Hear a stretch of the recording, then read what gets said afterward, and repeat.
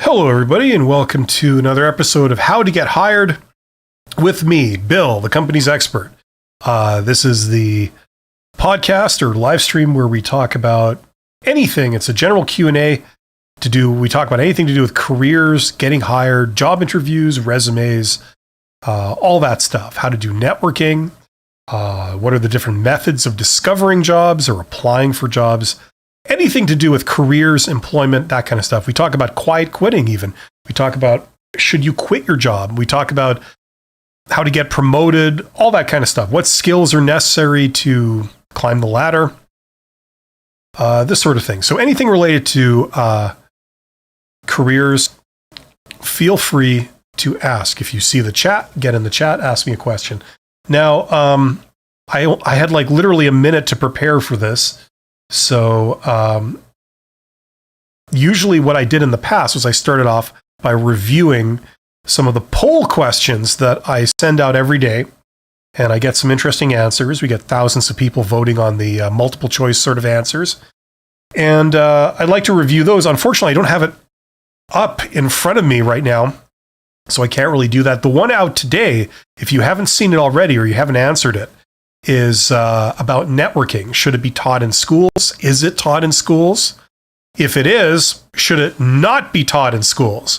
Okay, that was a question I put out, and I got some interesting answers back about what people think about networking. Some of it that I don't entirely agree with, but it's interesting. So yes, it is still by and large the best way to get a job. Networking, that's where all the good jobs are. And if you are an introvert or you're a more technical person, you're not as much of a people person, don't be afraid of this. It's not what you think it is. It's not about just happening to know a million people and enjoying that. It's about going out and initiating contact with people in certain positions. You don't know them, but if you know how to reach out to them professionally and appropriately, and you know what to say, amazing things can happen, okay? That's mainly what networking is about. Certainly for a lot of introverts, it's extremely effective, okay? It's basically another form of getting hired, right? Instead of reaching out to a recruiter because they posted a job, instead you're reaching out to a hiring manager of some kind, usually higher up in the organization, and initiating contact and saying, hello, I'm here. I solved this problem. I can do this. If ever you're looking for that, please let me know, because I'd love to work for your company. I know you do some good work in this area. You know, have a nice day. Something like that. Just simple like that. That's the sort of simplest form of it. And does that require, a really extrovert mindset? No, you could do all this from your computer. Using Google Maps and LinkedIn, you can do all this. You never have to talk to a human being face to face in order to do this. This is something anybody can do. So that's what I'm talking about when I'm talking about networking. Of course, there's many other things involved in networking too. There's many other flavors. There's many variants of it.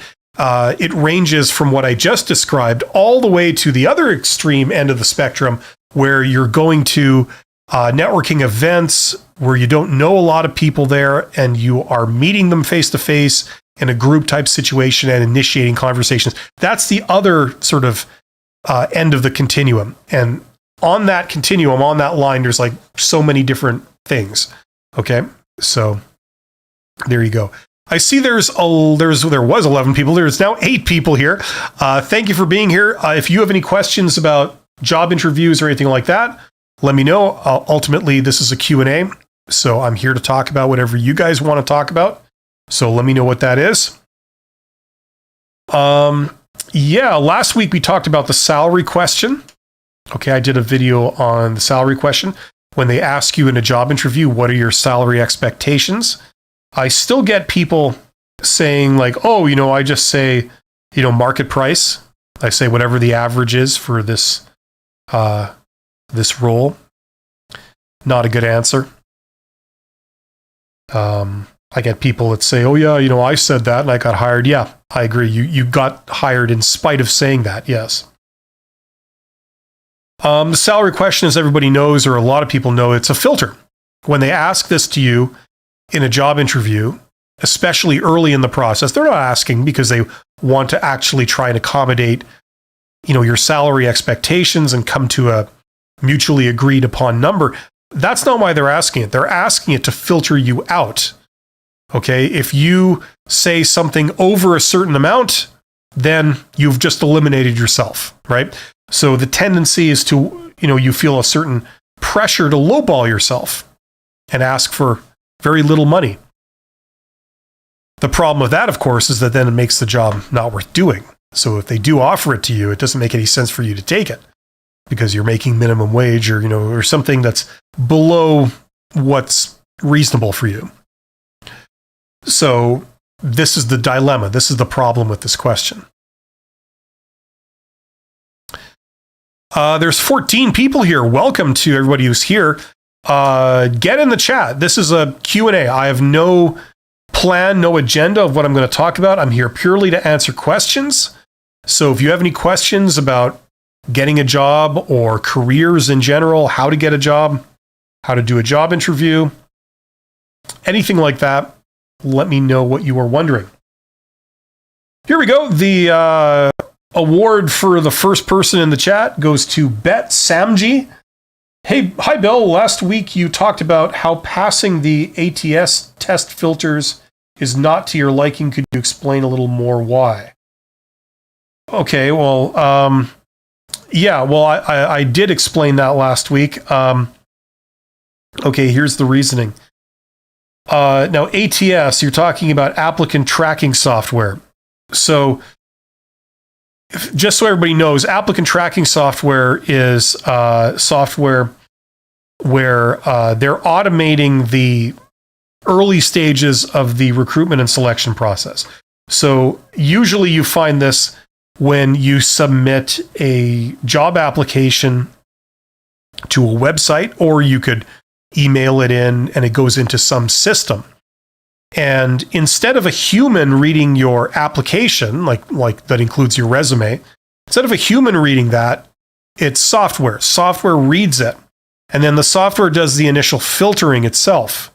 Okay, so it will reject candidates outright and pass certain others. So maybe 80% of the applications will be rejected by the applicant tracking software, and 20% will move on to the next stage of processing, where a human, presumably a recruiter, will then actually take a look at your application and start reading it themselves. Okay? So applicant tracking software filters out somewhere in the order of 80% of all applications for certain jobs. Now, where do we see applicant tracking software? Well, we see it first of all, in jobs where there's a high volume of applicants. So there's hundreds and hundreds of applicants for one job. Okay, that's where we see that. Secondly, we tend to see applicant tracking software generally on the lower end jobs. So a lot of entry-level jobs, a lot of worker-level jobs. That's usually where we see the applicant tracking software. That isn't to say that we don't see it for, like, if they publicly post a CEO job, as an example, we'll see applicant tracking software for that by virtue of the fact that it was publicly posted. Most people who apply for the CEO job, if it's publicly posted, are non-starters. They're not qualified to do it. It's not really highly likely that they would be chosen for it. So anything that's publicly posted, we could see applicant tracking software put there. Now, anything that's publicly posted, for most people, like, I basically dissuade people from applying for those, because usually they're not good jobs, and usually the competition is exceptionally, unnaturally stiff for those jobs. Okay? Something like 80% of jobs, they exist, but they're not posted. Only 20% of those jobs are actually posted. Okay? The reason being is that the jobs that are not posted, you don't need to spend a ton of money to find candidates that would be good in that role. You just don't. Okay? Because they're highly desirable jobs. A lot of times you get people that just want to apply. You get people that you know that are qualified to do it. And if you know someone and they're qualified, that's preferable. It's preferable to hire them than it is to hire a total stranger. With a total stranger, it's much higher risk. You don't know who you're getting. They could be criminals. They could be lying about everything on their resume. They could have all kinds of issues. You have no idea. So it's a higher risk as opposed to someone you've known, someone that you've maybe worked with for 5 years. You know what you're getting. It's a lower risk. Okay. So number one, the reason why I don't recommend that people put a ton of energy into playing the game of getting around applicant tracking software is because you only confront applicant tracking software when you're going for the less desirable jobs and the jobs that have like hundreds and hundreds of applicants. If you had 200 applicants apply for a job, statistically, you've got a 0.5% chance of getting that job if there's 200 applicants. If you apply for a job that only has 2 applicants, you've got a 50% chance statistically of getting that job, right? I would much rather have people put themselves and compete for the job that's good and only has 2 applicants for it than the job that is not great and it has 200 applicants. So that's where I'm coming from. Okay. Hopefully that makes sense. The other thing about ATS software is that it's a continually evolving game of cat and mouse. So, ways to get around it that worked a year ago don't work now, because in most cases the ATS has learned. It's been sort of upgraded, updated to sort of detect and counter that particular hack, right? Like, for example, something I talked about, I think last time, was in the beginning, ATS software would simply scan your resume for certain keywords. And if you had those keywords, it would you'd pass that test. If you didn't have those keywords, it would filter you out and you'd be rejected. So a hack for that was, okay, take the entire job posting, like their publicly posted job, take the text of it and paste it at the end of your resume with an infinitesimally small font and make the text the color white or clear. So it doesn't show up when someone's looking at your resume, but it's actually there. And all the keywords that they're looking for have a higher probability of being there because they use those same keywords in the job posting when they said what they were looking for. Okay, so that was one particular hack, and that worked like a few years ago. And then within a year, ATS was updated so that, it picked up on that little trick. And if you did that, it would still eliminate you. So, and then people found new hacks, right? Now you've got to do stuff with phrasing and, and put stuff in the body and, all this kind of stuff. So it's a continual game of cat and mouse. Any tricks you learn, get outdated very quickly. They become obsolete very quickly. So that's why I advocate for people. I just say, like, look, you're better off putting your energy into something that is going to have a higher likelihood of paying off than playing this game. Okay, that's what I'm saying. So hopefully that makes sense, Bet Samji. But that's a good question. That starts us off. Yes, this is a Q&A, so I'm kind of starved for questions. So if you're wondering anything, there's 17 of you guys here. What is the challenge that you are currently trying to overcome? What's the thing that you're wrestling with, that you're trying to find a solution to, that you're wondering about? Let me know. I'll help you out if I can. Get in the chat and ask a question, and I will do my best to help you out.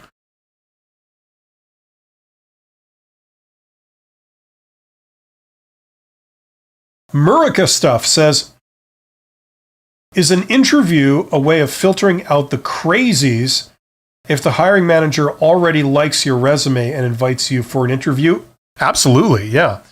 I mean, like, look, each part of the recruitment and selection process, each step its goal is to, like, your goal in that step is to get to the next step. So the first step is an application of some kind. If you're going through standard channels, it's an application of some kind, okay? So you send in your application that has your resume on it, and then usually the next step is an interview, okay? Now at the interview, they've already read your application, you know, assuming that they're not completely out to lunch. They've read your application, and based on the strength of your application, they've given you an interview. So the people that they bring in for interviews are, like, in 99% of cases, they're satisfied that if everything on your application is accurate, you should be technically qualified to do the job. Okay? So that's not what they're probing for and what they're checking for in an interview. In an interview, you know, one of the things they're going to be looking for, kind of sometimes indirectly, is, you know, is there any evidence that you completely lied on your application? Like, if you say you have a degree in engineering and they ask you some basic element of engineering and you just stare at them blankly, like, you know, that's maybe indirectly what the point of the interview is. But the interview is mainly about who you are as a person, because having technical skills is great, but if they can't work with you, or if they don't want to work with you, that's a deal breaker right there. Like, you could have all the technical skills, but let's pretend that, you know, you have a lightning quick temper. And the moment that anyone even hints that, you know, you might be wrong about something, you fly into a blinding rage and you start yelling, right? And when that happens, they feel intimidated by you. They think, oh, there's like a risk of violence or something.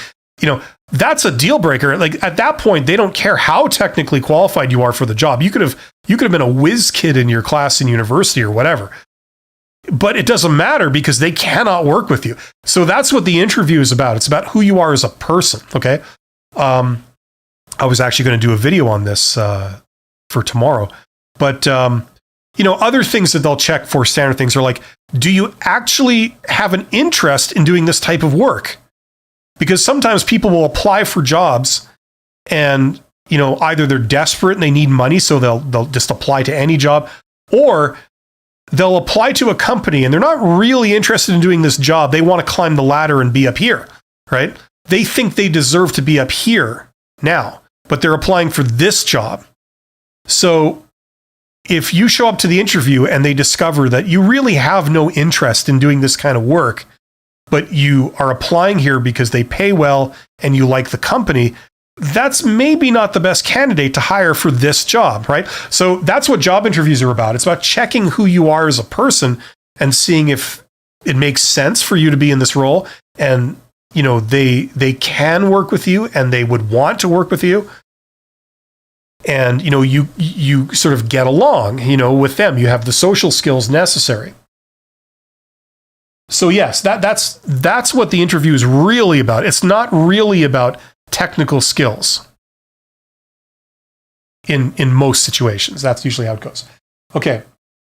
What's the best app to find a job? I don't know. I don't recommend using apps and things. I mean, if you're going for absolute entry-level stuff, then maybe apps can help you. I don't know if someone else in the chat wants to answer that, if you guys have any opinions on that.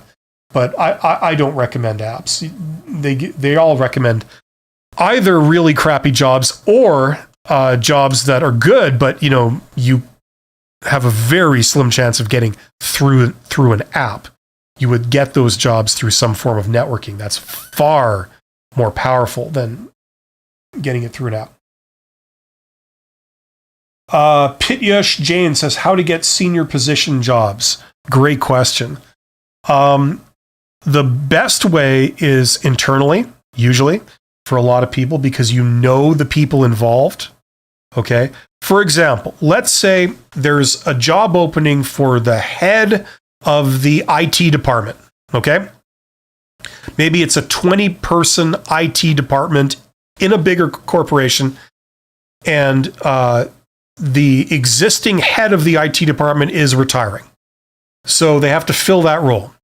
So the probably the sort of default thing that they would look at is who's the number 2 in that department. Is there a senior developer or a senior systems admin person who's been there for 20 years?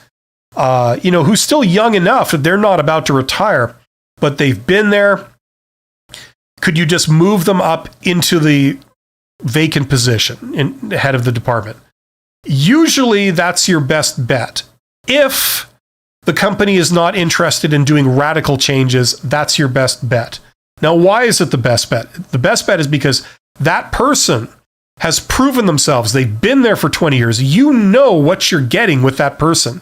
You've worked with them. Everyone's worked with them. You know what their opinions are. You know what their methods are. You know how good their skills are in different areas. Can they collaborate with people? Can they communicate with people? Can they plan projects? Can they assign work and schedule things and coordinate things? You already know their skills in these areas. So, it's a lower risk. You also know that they're reliable and they want to work at the company and they're not going anywhere and they're not crazy and they haven't lied about everything on their resume. You already know all that stuff. So that's why they're a safer bet. Okay.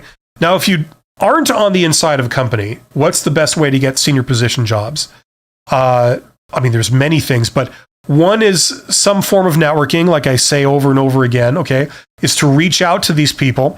And by doing that, you elevate yourself above the crowd by showing that you have the initiative and the drive and the desire to do that kind of thing.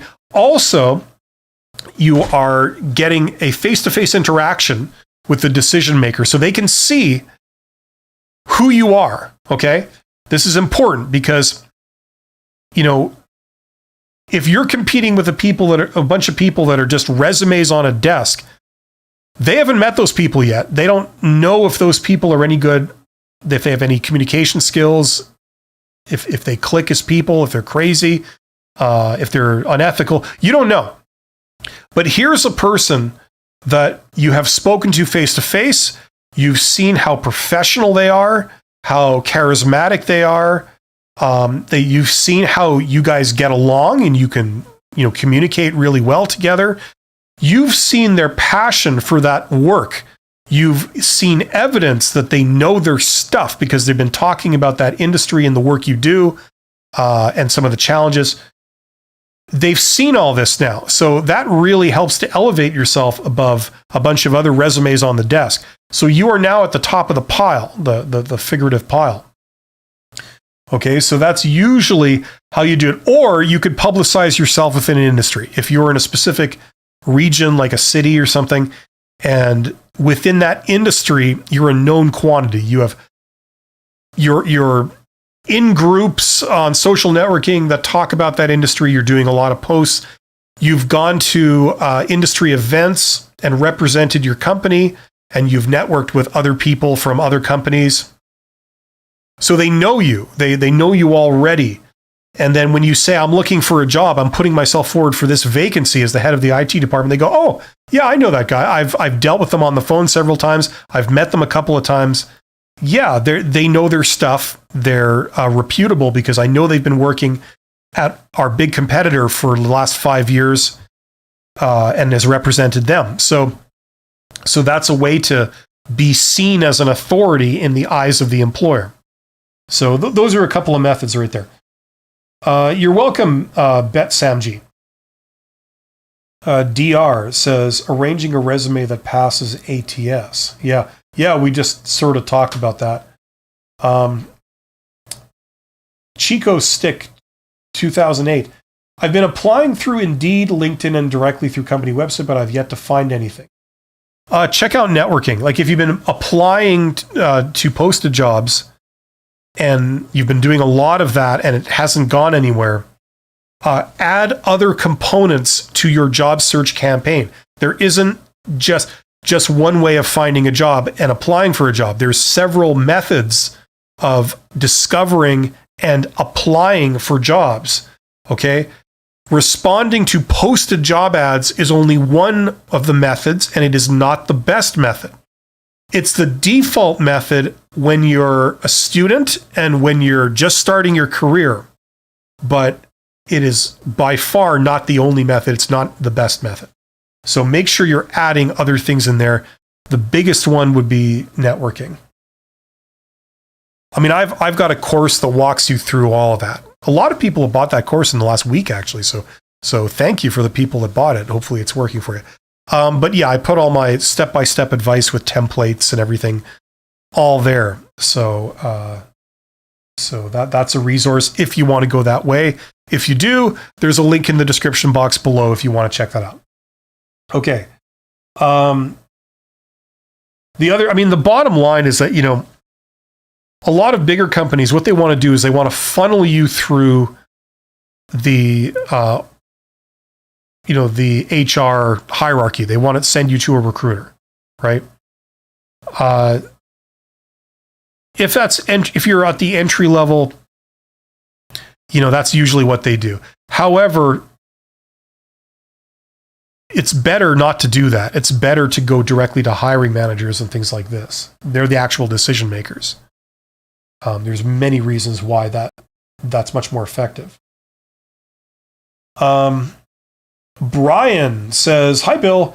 Any pointers for an individual contributor manager that is applying for a people manager role?" Okay, any pointers for an individual contributor manager? Like you mean like a project manager or technical manager that is applying for a people manager role? Yeah, go in there and make sure your interview is very strong. Make sure that you're very personable, and make sure that people walk out of that job interview thinking, wow, that guy was great. I'm sad this interaction is over because I actually enjoyed speaking with them. Make sure that that's the vibe, okay? Make them feel good about themselves. Make them enjoy being in the same room with you, okay? Generally speaking, that's the best way. The other thing they're going to look for is they're probably going to throw questions at you about managing people. So they're going to say like, okay, let's pretend that you had an employee that was exhibiting a lot of passive resistance to your instructions, to your direction. How would you handle that? Okay. Make sure that you can give good answers to questions like that. What if you had an employee that was openly defiant to you? What if you had an employee that didn't show up for work one day and then you mentioned it to them the next day, say, where were you yesterday? We were expecting you in, and they just gave you a kiss off answer and then just left. How would you handle that? If you had a team, like a cross-functional team of several people on this team, and they weren't getting along, there's a lot of friction. There's different functions, different people that come from different backgrounds. You've got technical people, you've got a salesperson, you've got an accountant, you've got a lawyer, and you've got a graphic designer. They're not getting along very well. How would you come in and smooth that over and get them to collaborate well? Like they're going to ask you situational questions like that. Study up on that stuff. Like do your research in figuring out what's the best way to solve some of these problems. So that when they ask you these questions, you go, oh, sure. Well, the first thing I do is I do this. I talk to the person one-on-one and make sure it's private. I'd say this. I'd ask them this to see if there's any mitigating circumstances that maybe were going on behind the scenes of which I wasn't aware. And then, I'd talk to them and I'd explain this. And I'd ask them if they're able to do this. And if they say yes, great. Then I would talk to the team. I would talk to this other person in private, blah, blah, blah. Just have good answers for it, because that's the stuff they're going to check. If they're going to hire you for a people management position, they want to know that if there's going to be issues that are people related, you will be able to handle them and you will be able to rectify issues and things like this. And know what's appropriate to do and what's not appropriate to do, and what's the proper procedure for this and what isn't the proper procedure for that. So it's not super hard. Just spend some time on Google, read some articles, check out answers to specific questions like this, and memorize them. And then when they throw those kinds of questions at you, you basically know the answer to it, okay? And then if you want to make it especially good, you could think back to maybe some situations where you might have observed that, or you might have been a part of that. Maybe you were not the boss, but you were a team member. So if they say, tell me about a time when you had to do this, you could say, well, I was a team member, and this is what a problem that we had, and this is what, our boss did. And, I've always felt that was a very good solution to that. And that's what that's my default response of how to God, that's my default way of handling that situation, because I've seen it work so well from this manager that I learned a lot from, something like that. So you can speak to it. Okay. And if you do that, you should be ready and equipped to move into a people manager role. Okay. Like if you do that and you can answer those questions and you know what's the right thing to do in these different situations, you are ready to take your first steps into that world and do it. There's nothing else you really need. Then it's just learning by more experience. Okay. So having those answers right at the tip of your mind, that's going to convince them like, okay, this person knows their stuff. I don't have a lot of doubts that if we put this person in charge of a team, they will be able to rise to the challenge and they'll be able to run the team properly. Ugh, that was a lot of talking. Hopefully that makes sense. Where was I? Here, okay. Okay. So now that I did all that talking, your question goes on. I've been applying to senior manager and manager roles for the past few years with no issues getting interviews. However, at the end, I always lose out to people who have managerial experience. Okay, here's the deal. If you're going through recruiters, okay, what do recruiters care about the most? They care about years of experience, right? The way they're trained is that if you have no experience at something, how could you possibly know what to do? That's how recruiters are trained. Now, you and I both know that, okay, sometimes that's true, but a lot of times that's not true. Just because you haven't done something before doesn't mean that you can't do it, right? And let's face it, a lot of these situations, they aren't rocket science, okay? If you're reasonably intelligent and you can learn and you've got a somewhat open mind, you can pick up these skills relatively quickly and relatively easily. So it's not the end of the world.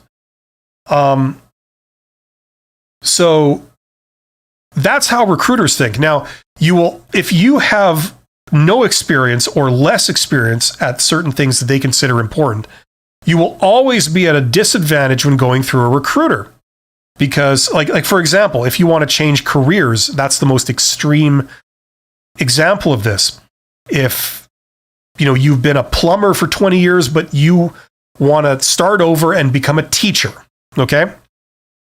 Maybe you're just the type of person that likes to talk and instruct and share their knowledge. And you're an okay plumber. And while you were being a plumber, you were talking to the other junior plumbers and you were sharing your knowledge and they liked you and you had a real affinity for it. So you decide, you know what? I really enjoy that aspect of my job, but I'm not so crazy about the plumbing aspect, getting dirty and it's physically demanding and, so I want to be a teacher. The problem is if you then go to a recruiter and apply for a teaching job, they'll say, well, how many years do you have experience being a teacher? And you say, well, I have 0 because I'm changing careers. I've been a plumber. I've been a plumber for 20 years. And, I've done a lot of instructing and knowledge sharing, but I have never actually worked as a teacher in a classroom. So they'll say, okay, well, I'm sorry, you're not qualified for this, right? So the way you get around that is you don't go through a recruiter. You go to the hiring manager. You go to the lead instructor or the head of department or the dean or the principal or whatever at that school. And you say, look, I have a career in plumbing. but I really feel that I would be a great teacher. Throughout my 20 years in plumbing, I've been sharing my knowledge. I've been training junior people. I've really enjoyed it. People go to me to learn, and I feel I'm very good at it. And I'd make a great teacher. And if ever you're looking for, a teacher, I believe I can really do this. If there's some kind of contract or gig type thing, or you need a substitute, whatever this is, university or whatever, I feel I can do it. Now, in places like high school, you may not be able to do this because they'll say like, oh, well, you need this teaching certificate. It's an absolute requirement. Other places, they don't require that. Like, ironically, for university, they don't have anything like that. And I know what I'm talking about because this kind of describes me a little bit. I went back and did some teaching like 5 years ago. I'm not a teacher. I don't have any teaching qualifications. And, I'm a sort of private sector corporate person, a business guy. I have a background in engineering. So, I was asked to do some teaching, and somebody said, hey, you should put in for this. We're looking for teachers and I think you'd be good. I said, sure. Why not? What's the worst that could happen? So I put it in, and I went to a job interview. It's like the first job interview I've been to for a long time. And it was kind of like that. I was saying, well, I think I could do this. I've had a history of sharing my knowledge and training people and running teams and running, divisions of companies and things. I think I could do this. And then they fired a few questions to me, saying, what would you do if a student did this? What would you do if a student did that? And I'd say like, oh, well, I'd do this, I do this, I do that, right? I'd ask about this, I'd ask about that. I'd make sure this isn't the case. If that's the case, I would do this. If it isn't the case, I do this, right? And they're like, okay, well, we feel that you're pretty, good, you're pretty competent at being able to handle a classroom full of, 20-something students, right? So that's why I'm saying what I'm saying, It's like, don't go through recruiters, because recruiters, all they care about, their metric for everything are years of experience. It's hiring managers, people that are the decision makers, they're the boss of whoever they're hiring. They're the ones that you go to because they have the authority to be able to hire whoever they want. Now, they're responsible for whoever they hire, but they have the authority to hire whoever they want. And if there isn't a requirement that you must have this qualification to do the job, like in your case, Brian, that's what it sounds like. That's what I would do. And like I've also said a few times, the simple fact that you reach out to them, that demonstrates that you have certain traits. You have the initiative, you have the desire to do it, or else you wouldn't be reaching out to them and doing this extra kind of work. It also demonstrates things about you. It demonstrates your professionalism. It demonstrates your communication skills, and so on. So that's halfway to convincing them that you would be a competent professional at whatever this is. In this case, it's like a people management role. That was also a lot of talking, but hopefully that was helpful. Okay, Murica Stuff says, what's the best way to connect with the hiring manager during an interview? And what are some signs it's going well? Thanks. So you mean you're at the interview and you're sitting across the table from a hiring manager and you want to connect with them? Like, what do you mean by that? You want to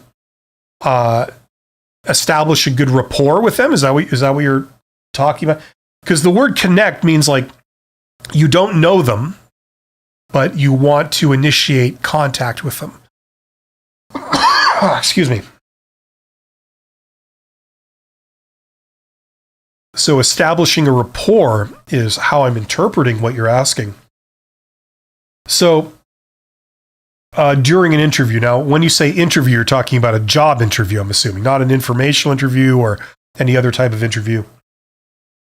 If it was an informational interview, the rule of thumb would be to not talk all about yourself and ask them about them. Ask them about things that they would enjoy speaking about, like their opinions or something that they're very knowledgeable about, which is like their job, right? Ask them how they do things, or, what's their opinion on where this industry is going or that job is going, or, what are the skills that are going to be required as we go into the future? Things like this. They'll probably have some very detailed and strong opinions on that, and they will love to share them with you. Okay, now if it's a job interview, okay, depending on how they're conducting it, sometimes they're conducting it, sometimes there's a recruiter conducting it, and they're just an observer, right?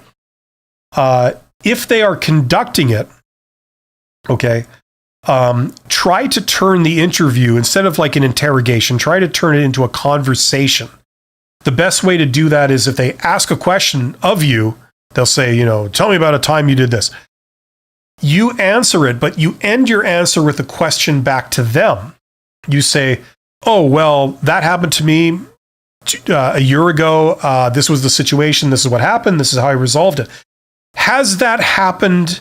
Has that type of thing happened here, before? Have you had to deal with that type of situation before yourself? Or does that type of thing happen here often? Something like that.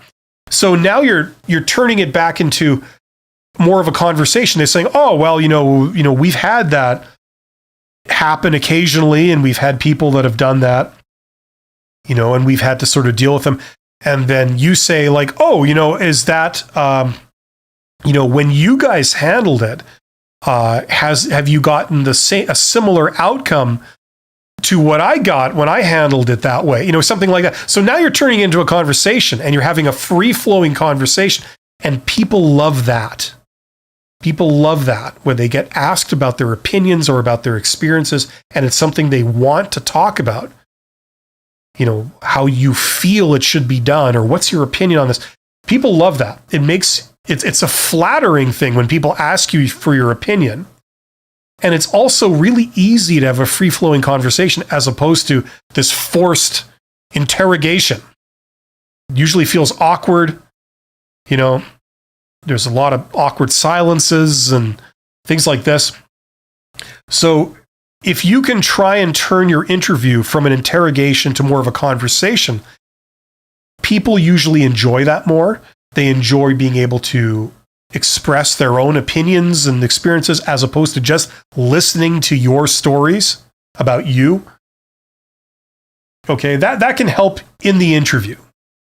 Have it and just basic stuff on top of that, like smiling, looking pleasant. Like if you're doing the whole interview like this, kind of okay, I did that. Like you're not making eye contact, you're looking uncomfortable, you're not looking friendly or approachable. If they say, I got a question for you, what, can you tell me what would you do if this happened? You say, sure, not a problem. Yeah, let's get into it. So here's what happened. And can you, would you believe this is what they did, right? You're much more pleasant and charismatic, right? Begins with facial expressions and eye contact and just general demeanor. You don't get upset. You don't get offended, within reason, not like, little things.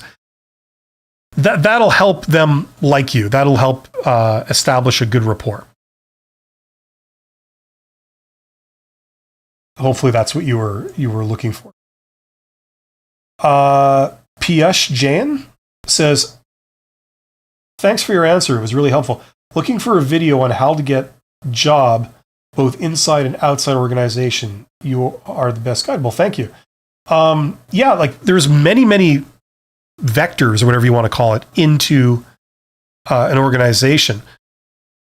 The thing is, the most important thing I think people need to learn, especially when you're starting out, is that the standard channel, like, where you respond to a job ad and then you're talking to a recruiter, they would like to have you believe that's the only way in. Okay. It isn't. That's one of several ways in. Okay, that's what everyone needs to know. There's many more ways into an organization than that. Okay, now you don't have to take my word for this. Okay, do your own independent research on this topic. Look at things like, what's the of all the people who have jobs, what's the way they got their job? And what you'll find is that most people get a job through some form of networking. Either they happen to know someone who is there, that's one form, or they reached out to someone in the organization that they didn't know and got in that way, or they sort of broadcast the fact that they were looking, say, hello, I'm here. I've got these skills. I solve this problem. If ever you're looking, I don't know if you're looking for that right now, but if ever you're looking for that, let me know, because I'd love to work for you. I know you guys do work in this area. I know it's exciting work, of this nature. I'd love to work, in your department that does this. So thank you and have a great day. That's all. Now, a lot of people won't respond because they just don't happen to be looking for someone with your skills right now. But there are people out there who are looking for your skills right now, except that they haven't posted a job.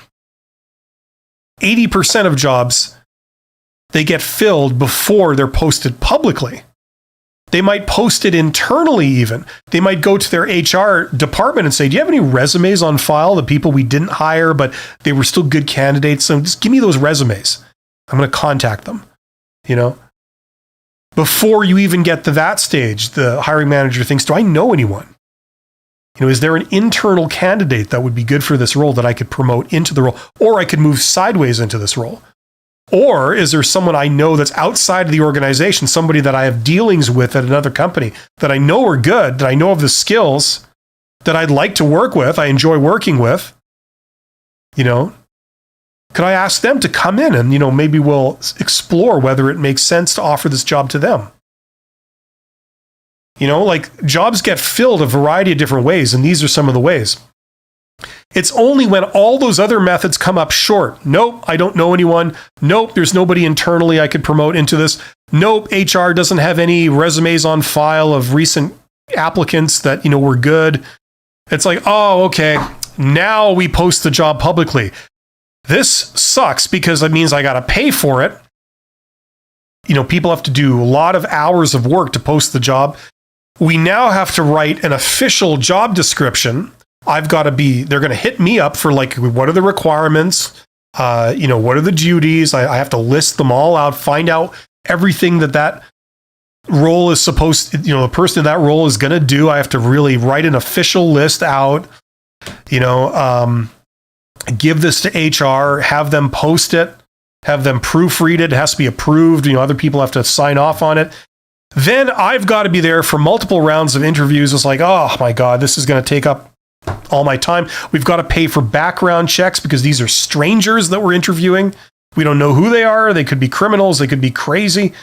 They could be, there could be industrial espionage sometimes going on. We've got to check these people out. This is expensive and it's time consuming. I hate having to do this. Wouldn't it be easier if I could just hire someone that I know already, or someone who just landed right in my lap? Some person that's really passionate, that I've had a conversation with them. I know they're professional. I know they're passionate. They've demonstrated their communication skills to me and we've gotten along really well. And they seem to know their stuff. That would be preferable to going through this process.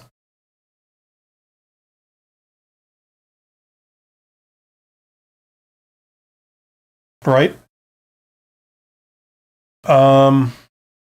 Where did I leave off?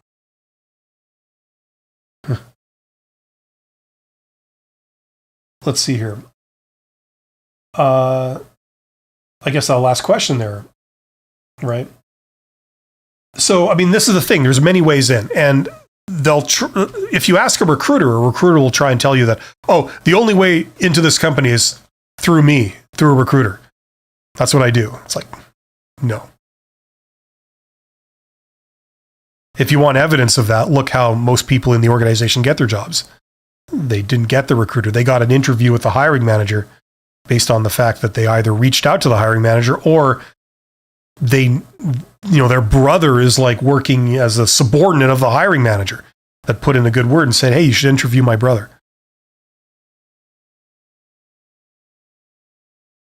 Something like that. You're absolutely welcome. Chico Stick, 2008. So we're almost at the end of this. If anyone has any last minute questions that I can answer for you, speak now or forever hold your peace. I've got about 5 to 10 minutes left, so there's time to get in a couple more questions. And I will be back next week, same date and time, for another one of these. But yeah, like that's the thing.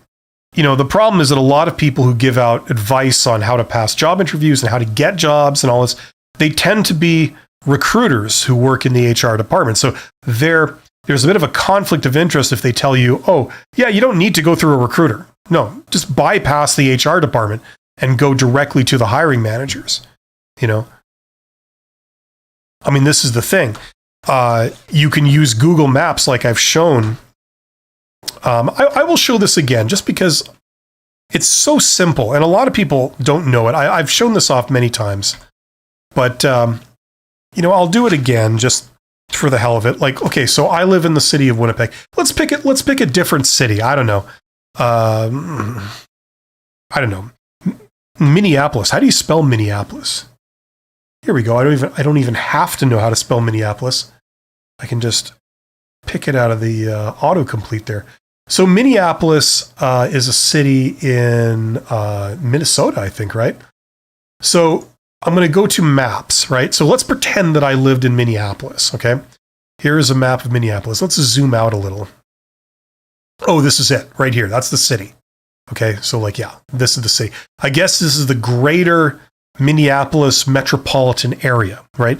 So presumably, if you lived someplace in the city, let's say you lived right here where my cursor is. This place is called Maplewood. Okay, so this is like a subdivision. Okay, so we can start to see the streets and stuff. Now, pick like a profession, pick an area you're in. Somebody give me a suggestion for an area, like an industry, something like that. I don't know, graphic design. Just whatever. Let's say that you are a fully trained and competent professional graphic designer. Okay. So I typed in graphic design and I was looking at that area of Minneapolis. So up pops companies that are in the graphic design business. So Optimum Design Technology, Inventive Designs, it's a marketing agency, Impression Signs and Graphics. What's this place here? FTCC Graphics, it's a sign shop. So let's pick that one. Okay, this is right on the edge of the area in which we live. I'm just going to move it over here. So this was the area we lived. So FTCC Graphics. So it gives you their website, it gives you their address, it gives you their phone number, etc. Right? Okay. So this is the first half of what you do. So you've discovered the employers in your region. Now, by the way, you don't just have to limit to graphic design. You can go back and you can do a number of searches for anything related. You could do like art, you know. You could do you know, like anything that would relate to graphic design or your skills. Okay, like 3D animation, whatever you're trained in. Okay, and even more companies and things, potential employers would pop up in your area. Now you can decide how far you want to commute if you have to physically work to these places, right? But this is the first half of it. You discover all the employers that are near you. The next step is you take the name of the company, you go to LinkedIn, presumably you have a LinkedIn account, and you do a people search in your city. So you limit your search to say Minneapolis, and then you enter FTCC Graphics into the search box. And what's going to pop up are the individuals that have something to do with this organization. Either their current employees or their former employees, or you know, they own the company, something like that. And that's a way to get direct access to the individuals within the organization. So you can, if you wanted to, you could contact them directly through LinkedIn, but it's a way to discover who they are. You could send out connection requests. You could send them little messages. There's a specific method that I recommend that tends to yield good results. But like you can see, like this is how networking can work for you, right? Now you're going to reach out to these hiring managers. You could say, hey, you can either broadcast yourself and say, hey, I'm here. I got these skills. I'd love to work for you. If ever you're looking for someone who can solve this problem, look no further. Or you can ask for an informational interview and go that route, or there's other things you can do. So for those people who have you don't understand networking, you don't know what it is, you think it's this thing where you have to just know everybody already. That's not what it is. This is like, a tool where you could use this as a tool to access some of those positions.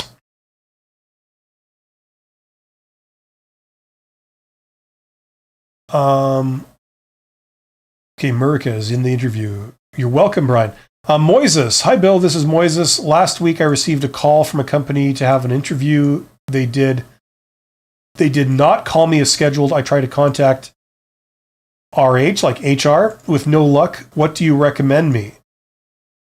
Well, you're doing all you can do. If you call them and they're not responding, they're not taking your calls or something, there's not much you can do. You just move on. You just make sure that, if this is something really important to you, just make sure that it didn't unintentionally fall through the cracks. Maybe somebody forgot to write it down in their schedule. You just make sure none of those things happened. But if they're not taking your calls, just move on. It could be that they thought they had the budget to hire someone, but then they didn't. You never know what's going on. You will never know what's going on. Don't lose any sleep over it. It's probably something completely benign. Just move on to new opportunities.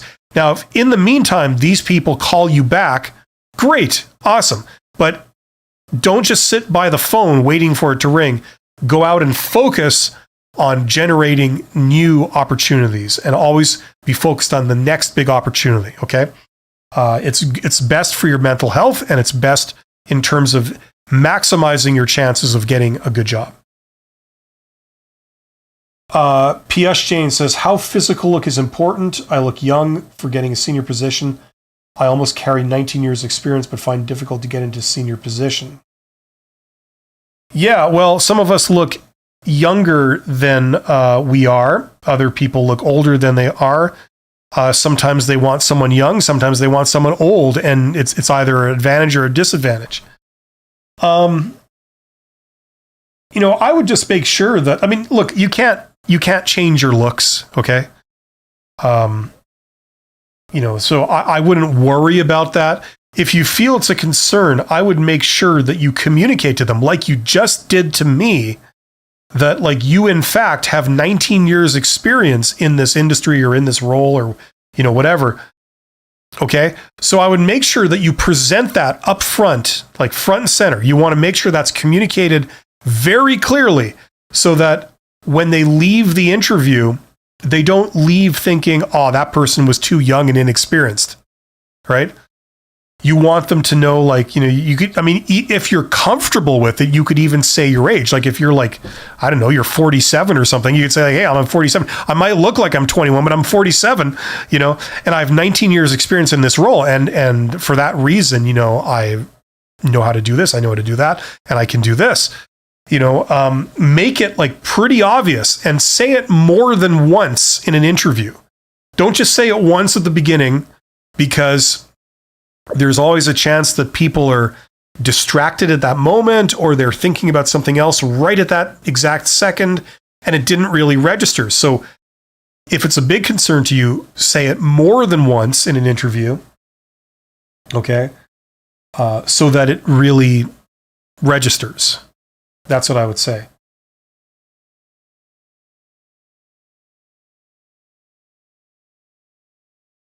Presumably, you have some great traits. You have maturity, you have professionalism, you have,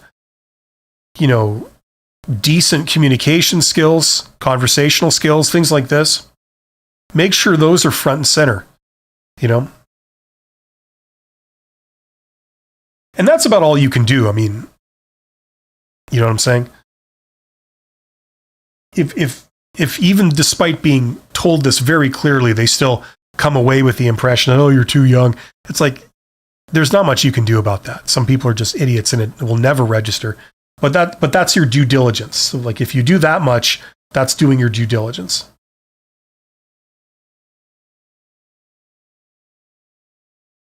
Okay, I have to sign off pretty soon, but I will take this last question from Murka. Thoughts on applying for a job for more salary, but you're overqualified? What? So you want more money, but the problem is you're overqualified to get more money? That's usually a problem we look forward to. I don't know what you mean by that, like what situation that would arise. The blanket solution to a lot of silly things like this is networking. If you just talk to a hiring manager and you present yourself well and you explain the situation, that's the thing. Like overqualified, I don't think there's such thing really at its core as being overqualified. The reason that's a thing is because people are making the assumption that you will not be satisfied with the role, that you will leave, right? They don't want to give you the job because they're afraid you will leave. It's not like they're afraid you can't do the job or they're going to end up firing you or taking some action. It's because they're afraid you will initiate something bad, right? It's an assumption. Now, I understand where it's coming from because this is a thing. People that are capable of doing more and making more money will tend to eventually gravitate to moving into the higher role that pays more. That's generally what we see, but it's still an assumption. Okay. So once again, if you talk to a hiring manager, you can maybe convince them of this face to face, that's, this is what you want to do. And you are not overqualified for it. You are perfectly qualified for it. And this is the type of work that you really enjoy doing, and make a good case for yourself and alleviate any argument or any suspicion that might be the case. That's what I would say would be the best way to get around it, because the problem is recruiters in general they are taught a certain methodology and they are taught to make certain assumptions, and the assumptions are based off probability, right? For example, when someone is overqualified, statistics show that most people in that role tend to want to leave the role and get a job that's higher up. That doesn't mean everyone. It's not a guarantee. It means that there's a higher likelihood of that happening. But if you are the exception and you want them to know that, right? It's hard sometimes convincing a recruiter because recruiters have been trained a certain way. And you're going against their training by saying that, honestly, I'm fine being overqualified. They'll probably won't believe you, right?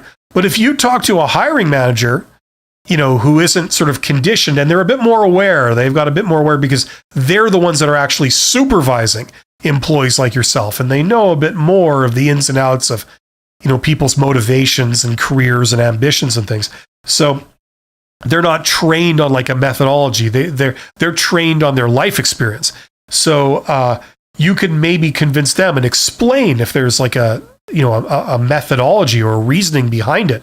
You could explain like, look, I'm interested in doing this job. I find this work fascinating because it requires this and this. And, like as a child, I was like really into this and that. And I love that work and I'd like to be able to do it. The problem is that people assume that I wouldn't actually want to do it because of this, but that's not true, for this reason. So, maybe you could get around it like that. That's something I would think. Okay, so hopefully that makes sense. Thank you for everyone who's here, the 27 people that are here. If you are looking to get hired, but you are having problems, your job search has hit like a wall, or it isn't going anywhere fast, check out my course. Okay, I got a Get Hired course. There's a link in the description box below. Check it out. It's all my recommendations, all in order with templates and things like this. on how to apply for posted jobs and how to apply for hidden jobs that are only accessible really via networking and how to do that. And it's especially tailored to introverts and technical people like myself, where this stuff does not come naturally and you feel outside your comfort zone, but you're realizing that, learning some of those skills would be quite useful. So that's a resource if you want to go that route. A lot of people bought my course in the last few days. So thank you very much. And thank you to my members and my supporters on Patreon, and for everybody who's subscribed. If you're not subscribed, I do this every week. So you have the ability to ask me questions. I do a live stream on how to get hired, and I also do another one on how to start a business called Side Hustle Ideas, which is really my core competency.